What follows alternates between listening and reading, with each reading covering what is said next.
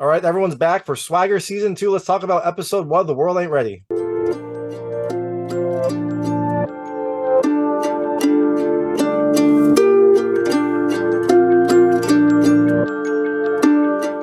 Hey everyone, this is David Stark from Watcher Pass. Today I'm talking about Swagger Season 2 with Episode 1 premiering on June 23rd, 2023. It's called The World Ain't Ready, and this reintroduces us to the main players of Swagger. Now, full disclosure, I did not watch Swagger Season 1. I don't know why. It seems like a show I would have really liked, but I didn't see it when it came out, so I'm kind of playing catch up on Swagger Season 2. But overall, my hot take is I really like it. I think you should watch it. If you have any interest in college sports or youth sports or basketball in general, it is a really interesting, realistic show that looks at kind of some of the pressures and kind of influences that these young athletes have and all the kind of work that goes into trying to make them succeed. So I definitely think you should watch it when it premieres on Apple TV Plus on June 23rd, 2023. I'm going to tell you a little bit more about the episode, a few things I liked, a few things I didn't like, and then go into a recap. So as you can imagine, there will be spoilers in the recap section. If you don't want to know what happens in this episode, I would turn it off then. But before that, I'll keep it vague. I'll keep it spoiler free. I'll let you know when I get to those spoilers. So in Swagger Season 2, you've got high school phenom Jace Carson kind of entering the prime of his high school career. Starts at the very end of their junior year and then kind of follows them through their senior year, through the biggest kind of moment of their young lives, where they're being recruited, where they're trying to kind of finish their season strong, make sure they set themselves up for the next level, and kind of avoid all the influences and negative things that can happen to a young phenom who has pressure on all different angles. So things I liked about this episode: the first, I kind of relate. I love the pressure. I love how you kind of like get a sense that these kids have so much on their plate. Like you can see Jace, he's doing a lot to try to help his brand, but also help his family and make sure he stays out of trouble. Like there are some really interesting scenes that I like. I'll go into those in the recap, but there are some scenes that show just kind of how mindful these kids have to be when they should just be being kids, but they are more than that. They have a brand, they have an identity, they have a social media presence, and all of that plays into kind of whether they'll get recruited, where they're going to go, and what they're going to do for the rest of their lives. The second thing I liked, I'll call it like no filter. It feels like a pretty realistic depiction of what can happen. I mean, obviously this is a fake story, but it feels like the things that are happening to these kids, the kind of influences that they've got, all feel like what I imagine a real high school athletes feel. And that is partly because the creator of the show, his son was recruited for college athletics. His son plays for a big time college program. And so I imagine some of those realities, some of those pressures, some of the kind of like concern and things that happened in that recruiting process make their way into the show, and it definitely shows. And the last thing I love the basketball. I like that this show has some pretty good basketball scenes. If you've watched all my Ted Lasso stuff, if you haven't, you should. I love Ted Lasso. I love that comedy. I love the heart, but sometimes they would kind of skimp on the actual sport that the show is kind of depicting. Now I know Ted Lasso is more than that, but to me, I always wanted to see good soccer. And in a show about high school athletes playing basketball, I always want to see good basketball. And the first episode does not disappoint. There's some big games, there's some big time moments. There is you get to see the kind of ebb and flow of the game and some really well designed, well acted kind of sports sequences.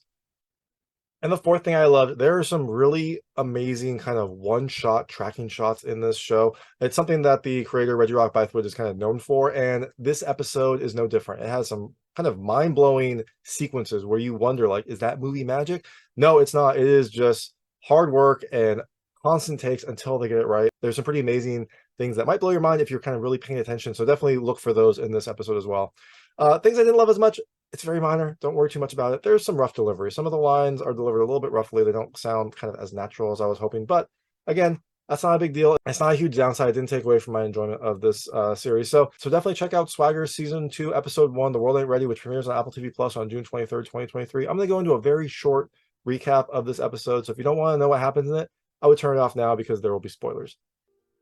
So Swagger Season 2, Episode 1 starts with Cedar Cove Prep taking on Seat Pleasant in the Maryland State Championship. It's the championship game. Cedar Cove Prep is kind of a powerhouse in basketball, and I loved how it started out where it kind of introduced you to each of the characters. For someone like me that didn't watch the first season, it kind of shows their stats of each of the main players in this game. They are taking on Seat Pleasant, who is kind of headlined by this character named Phil. He's this just giant of a player. He is much taller, much bigger than everyone else, and he can kind of like barrel his way through and kind of force his way into the lane and get some buckets that way.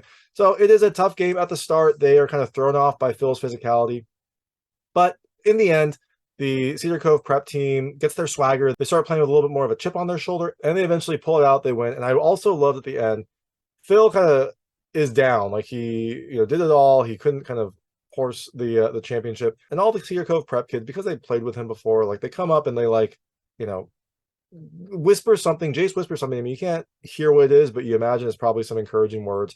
And they all kind of get around him and say like, good game. And then they go and celebrate, which I like. I like the sportsmanship. I think that was an important part. And then after that, they celebrate. And this is where one scene I really loved was you've got Jace, and then Phil shows up. He's kind of like looked at strangely when he shows up to a Cedar Cove prep party, but then Jace comes in and like vouches for him, gets him in there.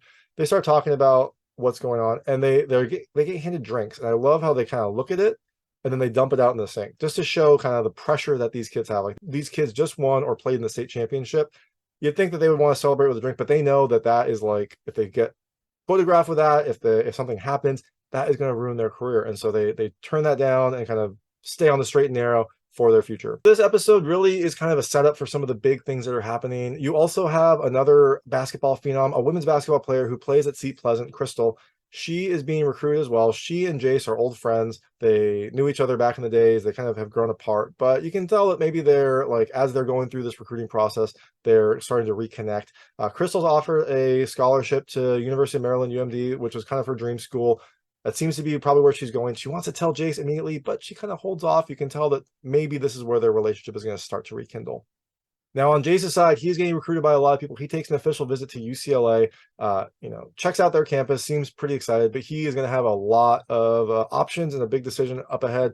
He doesn't make a decision yet, but he seems to be kind of blown away by that. And this is just kind of, I think, the first step in the many things that are going to be happening this year to figure out where he's going to play at the next level.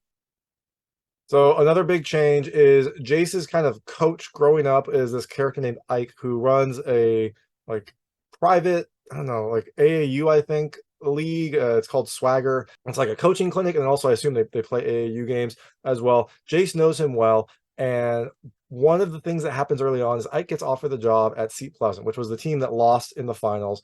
It's his alma mater. It's his dad coached there. His dad was a legend. Ike is kind of blown away by this. He starts to kind of contemplate taking it, but then right before the start of the senior year basketball season, Cedar Cove Prep's coach suddenly resigns. He goes to take a job at UNC, and so all of a sudden Cedar Cove Prep is looking for a coach as well. So that leads to them reaching out to Ike as well, trying to get him to join Cedar Cove Prep. And that, as you can imagine, Jace is interested in making sure that Ike gets there. He wants someone that has his back. He wants someone to watch out for him when he's going into this very, very crucial year.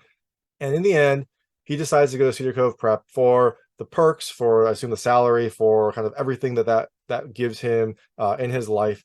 We'll see if he enjoys that. We'll see if he regrets that. That is going to, I think, be another big aspect of the rest of the season. And at the end of the episode, you get a few hints of just how big of a star Jace is. There is a character, Alonzo Powers, who is a rep for a sports apparel company, shoe company called Gladiator Athletics. They want to sponsor Cedar Cove Prep specifically for Jace. They are going to give shoes to all the programs, all the sports programs of Cedar Cove Prep, just to get Jace in their shoes, which is, shows just kind of like how much money and how much is riding on this kid. Part of that is also shown when they hire Ike, because Ike is well loved by the team, but Jace really likes Ike, and I assume that played a big role in Cedar Cove Prep offering Ike and kind of pursuing him and giving him whatever he needed to come be their coach. And you also get at the very end the start of what will probably be a pretty dramatic moment. At the end, you see this coach Warnock, sitting and watching a video of himself getting beaten up, and he hears some words that are said during that video, and he thinks back to the first game of the Cedar Cove Prep high school season, where he's seen the players and he hears some of those same words. I think they say, let's go, and that causes something to click in him.